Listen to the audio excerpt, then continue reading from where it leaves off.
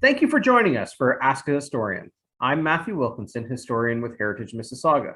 Please send in your questions and join us each week as we explore the stories of the city of Mississauga. Like, subscribe, and follow us and stay up to date on all the heritage happenings with Heritage Mississauga. Joining us this week is Gurth Pretty, director of the HMS Psyche Canadian Maritime Heritage Society, who we have a 1812 reenactment company that's focused on naval history on Lake Ontario, right here in Mississauga, with a boat harbored at the Port Credit Yacht Club. And so, here we are with touching on different parts of our stories, and yet active within our community today is the HMS Psyche Canadian Maritime Heritage Society. So thank you, Gurth, for joining us to explore probably what I'm going to guess that most of our guests don't know a lot about. Well, the major reason why is that the squadron of vessels during the War of 1812, the Royal Navy, was out in the lake. Right. So unless you're on the water or in Kingston, you wouldn't have seen very much of the boats and of the vessels during the War of 1812. That's why I call the Royal Navy the Forgotten Squadron on Lake Ontario.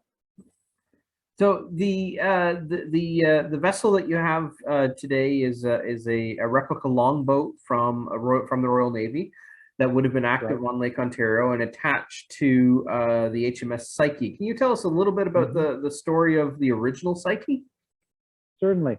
So the HMS Psyche, she's a very unique craft, very unique vessel. She was a frigate, so she had 3 masts and up to 54 guns. And when we say guns, we don't mean pistols or rifles or muskets. She had cannons, probably firing up to 18-pound cannonballs.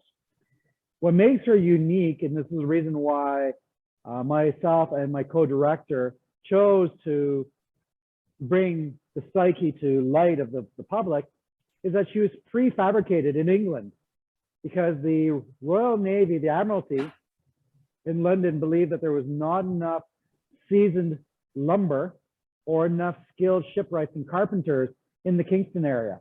So large portions of her were built in England at shipyards there, transported on other vessels to Montreal, and then brought up on sleds during the winter of 1814 to Kingston, where there she was reassembled and finished and launched. But she was launched on December the 25th, 1814. For those of you who don't know that date, well, it's Christmas. It was the day after the treaty for the War of 1812 was signed in Ghent, Belgium.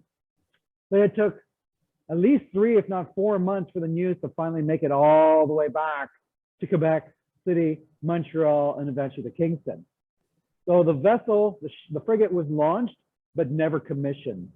So that's an interesting aspect regarding the history of the vessel versus other ships. That, she was built, but we don't believe she ever fired a shot in anger, nor ever have a commanding officer. Right. So she was awaiting a purpose at the Correct. Kind of needed but obsolete at the same time in an odd world. So what happened to the Psyche after the war? Do we know much about it? Well, she was left in ordinary in Kingston, which was where the Royal Navy shipyard was. And in ordinary means basically that her masts were removed, all of her lines or all of her ropes were removed and put into storage, and she was left left on the stock for a long time in storage. Then we believe she was sold to commercial interests, which then they didn't really care so much about her. And then she was scuttled or sunk somewhere in the Kingston area. And to this day, the researchers don't know exactly where her hull is. But she's a mystery. It's absolutely, and nothing like a mystery to get your interest going a little bit. But so this period of time when the Psyche comes around, the original Psyche comes around at the end of the War of 1812, but for 2.5 years, Lake Ontario is a contested body of water. You have the Provincial Marine and then the Royal Navy on the Canadian side of the border, or the British side of the border, facing off. They're based in Kingston, and then in Sackett's Harbor, you have the American squadron. And you have this stalemate, this chess game that goes on in Lake Ontario for kind of control of the lake.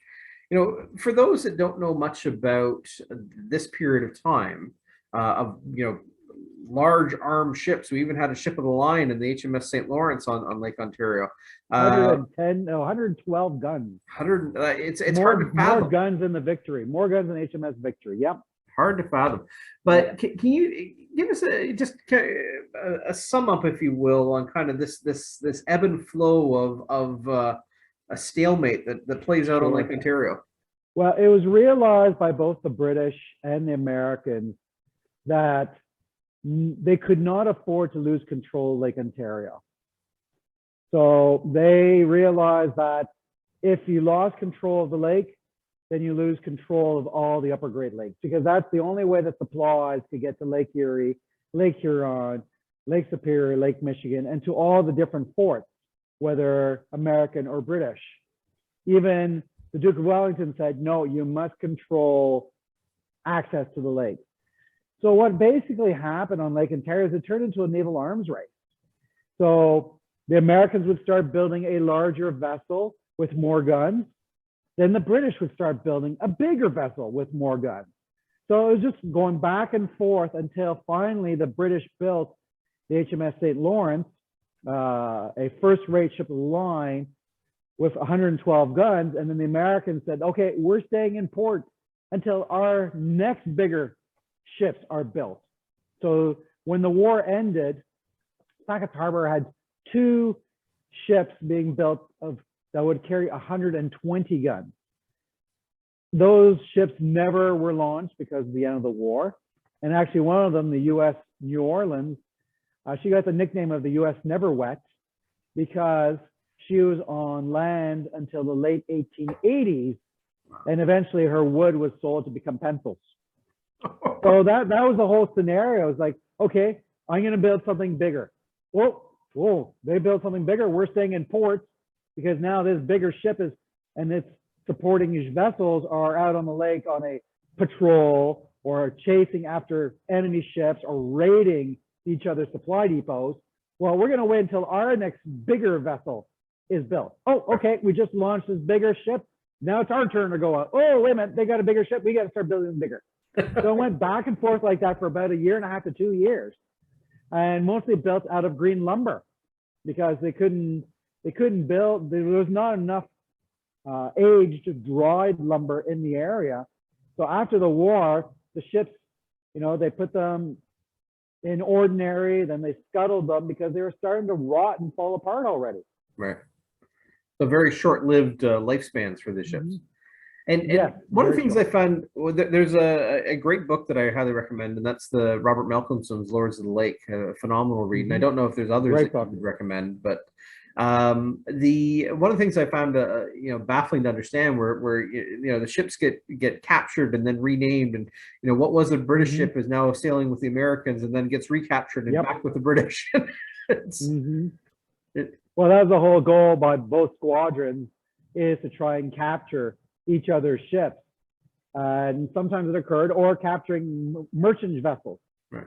So that, well, you might have heard of, say, the Hamilton and the Scourge, which were 2 American schooners that sank close to Port Dalhousie during a squall during the War of 1812. Well, they were former merchant ships that were turned into armed vessels. Well, one of them was actually a British vessel that had been captured at the beginning of the war. The Nelson. Yeah. And what was forgive me, I'm drawing a blank on there's a great remembrance of that storm, the life of a sailor. I can't remember the fellow's name though. Ned Myers. Ned Myers, yes. Yep. Actually, James Fenimore Cooper wrote a book about Ned Myers. I can't remember the name of the book. I think it's maybe Life Before the Mast. I think so, yes. And it's all about Ned Myers' experiences of sailing. Well, originally, interesting, he's born in Montreal, then became an American sailor for the US Navy, And then he was one of the eight survivors of the squall that sank the Hamilton and the Scourge. Right. And to this day, those vessels are still on the bottom of Lake Ontario, protected by law. Divers are not allowed to visit the vessels or go enter them, right, because, you know, of the remains of the sailors that are still there. Their graves. Yeah. Yeah. One of the fellows that one of the people that most I don't know, we tend not to recognize him, I guess, but played a pivotal role in the control of Lake Ontario from the British side on, you know, in terms of Canadian interests, is Sir James Yeo.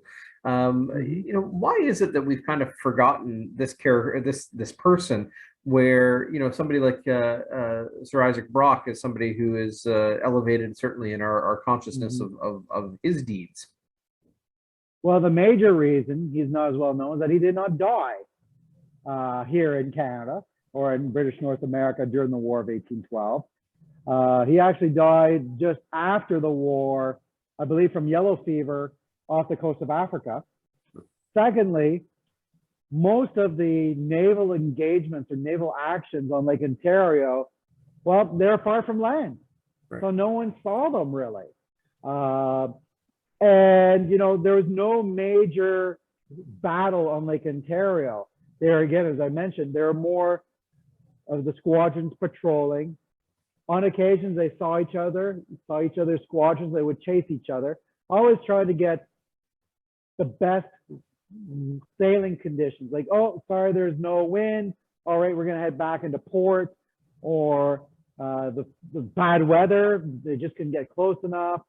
Or if they didn't have numerical advantage, then the two different Commodores, Sir Isaac Chauncey or Sir James Lucas Yeo, would decide, nope, it's not in my favor, because if I suddenly attack now, I might lose, or my ships might get captured by the Americans, or the American ships getting captured by the British, and they lose control.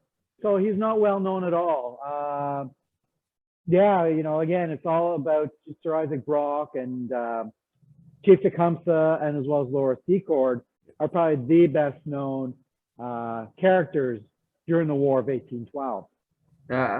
I always, in back of my head, I've always read it was more important not to lose than it was to win, right? That's the, you know. Well, if the Royal Navy had lost its squadron on Lake Ontario, then I think we'd be part of New York now. Yeah, I think there's enough to support that, and saying that's a real thing that may have happened. It might have opened the gateway to American incursion on the eastern end of the lake. And that is the reason why York, or what is now Toronto, was attacked by the Americans, because they were able to bring their soldiers on board the vessels to attack Fort York. Yeah. You know, meanwhile, the British squadron was down in Kingston. You know, that's the whole thing. There was one engagement that the residents of the North Shore of Lake Ontario, around, say, what current Mississauga and Oakville would have seen, what's known as the Burlington Races, where the two squadrons did chase each other all the way down to Burlington Bay. Right, but to you know, to a stalemate end as well, right? Like this is the both withdraw, yeah. So it's just a fascinating time. So let's jump into today and the creation of the HMS Psyche Canadian Heritage Marine organization that you're part of. How did we founded ourselves in 2017. Sorry, in 2017. 2017. When we had myself and my co-founder and a third gentleman, we had the opportunity of buying a replica of a Royal Navy longboat from another Royal Navy reenactor. That really was the drive impetus for us to establish a Royal Navy reenactment group here in Mississauga, Toronto area, because there wasn't one. No. You know, quite surprising, there was no naval reenactment group in the greater Toronto, Mississauga area. And so we did all the paperwork and became a not-for-profit corporation with Corporation Canada. We bought the boat. We established a relationship with Port Credit Yacht Club, where we're able to store the boat there as well as launch the boat. And we participate at various different reenactment events in Ontario. Also, definitely in Mississauga at Bradley House Museum. We're looking forward to participating again there in the near future. So. Yeah. And then we train regularly on the boats. If anyone who's interested in learning how to sail aboard a traditional small craft, because if anyone's ever sailed before, well, they're looking for the winches and they're looking for the cleats. Well, we have belaying pins, and basically we tie the lines to the belaying pins that goes to the block that goes to the yard, and also we learn how to row with the 14 to 16 foot long oars, and then we very much stress the importance of crew and boat safety. We practice man overboard drill on a regular basis, you know, and we are always very careful of the weather conditions, because Mother Nature can turn really fast and become from a friend to a bitter enemy. I was going to say, I'm familiar with, say, a local militia unit that does land-based activities. Mm-hmm. I can't imagine the amount of preparation there must be for water-based reenactment. Yep. Yeah, we have to make sure that the craft is in good working order, that all the crew is trained, and that we all have our safety equipment as well as the boat safety equipment, so that we're Coast Guard compliant, which we are. Right. But it's a lot of fun. You never stop learning. So tell me about the boat itself. Like, if someone is looking to engage, like, but this is a longboat that would have been attached to a vessel, a larger vessel. That's right. Whether it be a brig, a frigate, or even a first-rate ship of the line. These were the boats used to ferry crew, supplies from the mainland to the vessels. Also, during the war, would have been used for attacking other ships if they were tied up to a dock. It's known as a cutting out expedition, or even for transporting either Royal Navy sailors, Royal Marines, or infantry to attack forts. And that's what happened, say, at Sackets Harbor and even Fort Ontario in Oswego, New York. So these boats were used for many different purposes, as well as for the everyday workings of the vessel. Right. So it's a lot of fun. She's 22 feet long, 6.5 foot wide. Prior to the yellow flag being flown, which means there's a pandemic, we would have up to 9 people on board. Right.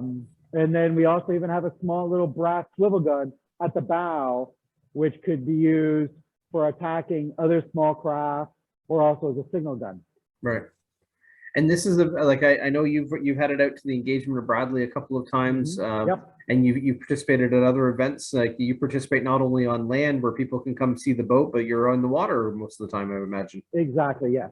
Yeah. We have our annual event, our commemoration for the Hamilton and the Scourge, where we depart from Port Dalhousie, sail out into the lake, lay a wreath made out of rope, and then fire a gun in tribute.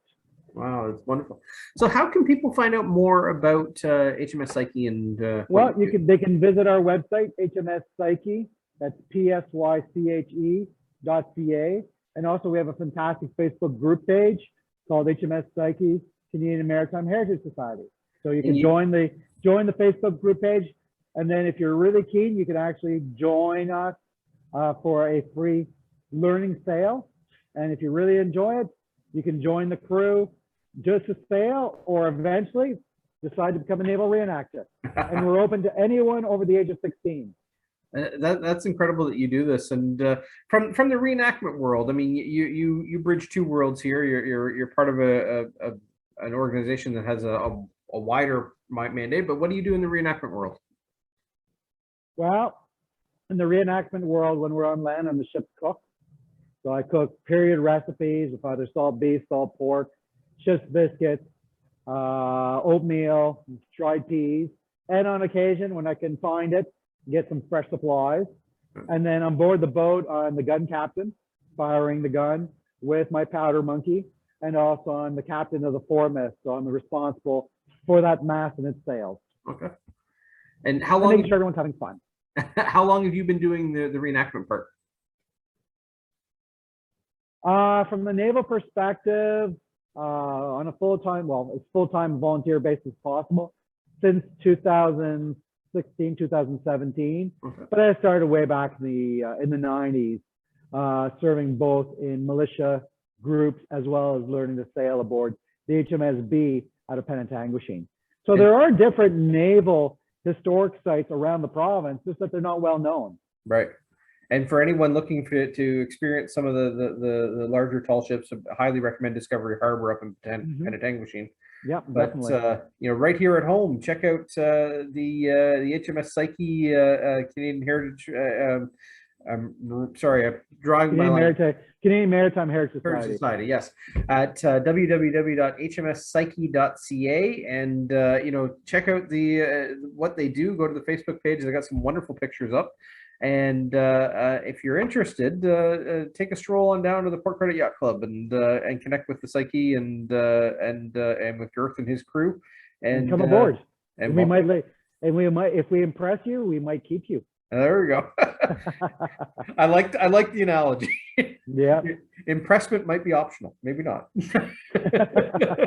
So with that, Gurth, thank you so much for exploring this with you. So I wish you all the best with the Psyche, and you know, fingers crossed 2022 we all get to see each other out there and participate in some of the 1812 events again. We'll have we're hoping here. It's been a long run during COVID, of course, and but nonetheless, crossing my fingers, crossing my arms. Everything we can do. We've got some rope there too. We can tie some knots. And but for those of you watching us, thank you for joining us for another episode of Ask a Historian.